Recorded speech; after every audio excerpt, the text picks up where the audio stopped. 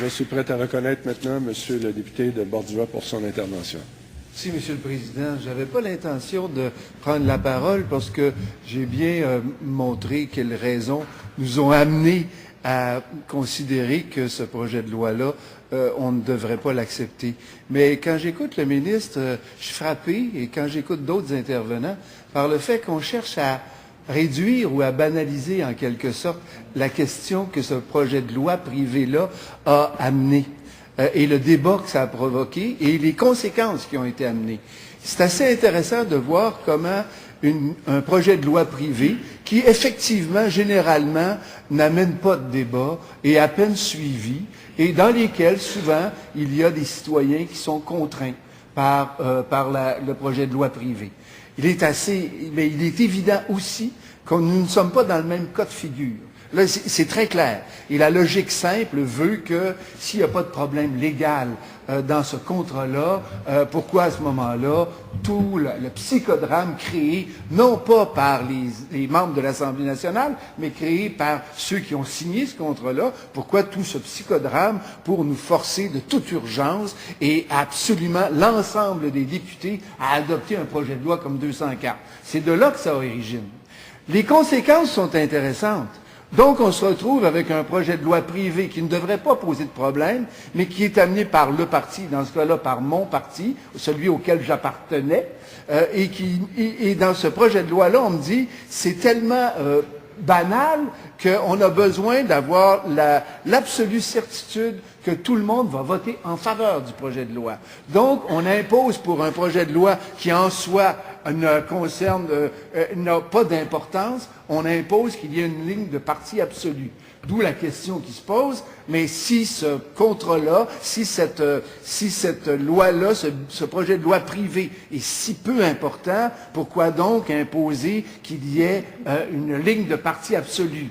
Et commence le débat sur la valeur relative et les raisons qui ont amené le Parti québécois à aller à l'encontre d'un principe qui est assez premier, la reconnaissance d'un droit fondamental pour les citoyens, principe que tout le monde reconnaît, même le Parti libéral doit reconnaître, j'imagine, ce principe-là. Tous les membres de l'Assemblée nationale reconnaissent ce principe-là. Et donc la question de la ligne de parti devient extrêmement importante, puisque là, on doit se conformer absolument à une décision qui, à l'évidence, ne fait pas l'unanimité à l'intérieur de notre caucus et, à l'évidence aussi, j'ose l'affirmer, ne fait certainement pas l'assentiment, ne reçoit certainement pas l'assentiment de tous les membres du Parti libéral. Cependant, vous avez une tradition qui est la ligne de parti doit s'appliquer, alors la loi du silence chez vous doit s'appliquer. Même si on est contre, on va se contraindre et on va suivre aveuglément la loi de la ligne du parti. Qu'est-ce que ça veut dire?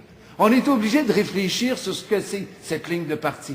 Et c'est à partir de cette réflexion-là que plusieurs d'entre nous, on a continué à se poser des questions sur un régime de scrutin, un mode d'exercice du parlementarisme qui fait qu'on est constamment confronté à ce qu'on voit encore, et ce qu'on voit encore mieux depuis hier comme indépendant, où on voit tout d'un coup un bipartisme, un parti au pouvoir qui a été élu avec une minorité des votes de l'ensemble de la population, parce que telle est la condition de la dérive parlementaire que le bipartisme apporte. Il y a toujours une prime aux gagnants, et des fois c'est de votre côté, et des fois ça a été du côté du Parti québécois, mais chose certaine, on est actuellement confronté à cette espèce de guéguerre qu'on va voir se dérouler pendant des semaines et des mois ici à l'Assemblée nationale, parce que chacun accepte que la loi de notre Parlement, ce sera une guerre entre deux partis qui acceptent cette loi-là parce qu'ils sont absolument convaincus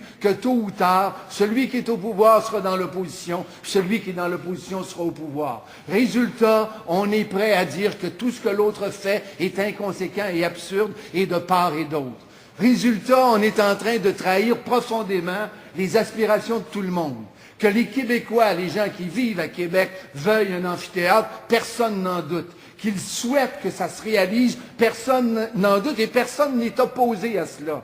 Mais qu'on soit contraint par des lignes de parti d'être toujours dans le déni de nos propres institutions, d'aller à l'encontre de lois qu'on vient d'adopter, d'être obligé de patcher par après pour arranger la loi des cités et villes, pour essayer de donner à tout le monde ce qu'on a accordé à la Ville de Québec d'une façon injuste, qu'on soit dans ce cafouillis-là intellectuel, mais surtout un cafouillis moral, voilà qui demande quand même que certaines personnes décident qu'ils vont prendre la parole et qu'ils vont dénoncer un système qui n'a plus aucune logique.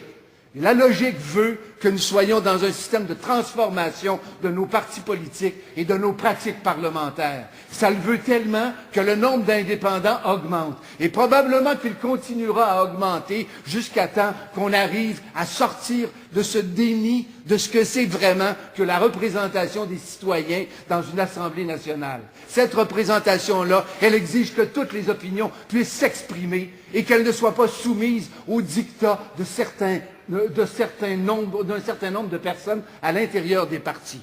J'ajoute qu'actuellement, la dérive morale dans laquelle nous sommes, elle est aussi une de ses conséquences. Le chef du gouvernement actuellement, c'est le premier ministre. Ce premier ministre-là est chef de gouvernement, il est chef de l'exécutif, il est chef de tout. Il n'y a aucun contrepoids actuellement dans notre système parlementaire qui peut s'opposer au pouvoir tout-puissant d'un premier ministre. Le résultat, c'est qu'il se crée un vide. Et à l'intérieur de ce vide-là, les grands groupes capables de gérer de grandes questions, comme les groupes d'intérêt économiques, les groupes d'intérêt médiatiques, et on pourrait aller plus loin, même des groupes d'intérêt douteux, s'entourent le Premier ministre. Et ce vide-là crée actuellement un appel pour que ces grands groupes-là gangrènent littéralement le processus démocratique. Ce sont là les conséquences d'une structure parlementaire déficiente que tout le monde accepte de laisser vieillir impunément en se disant que tôt ou tard, on finira bien par en profiter. Merci, Monsieur le Président. Merci, Monsieur le député de Bordua. Je suis prêt.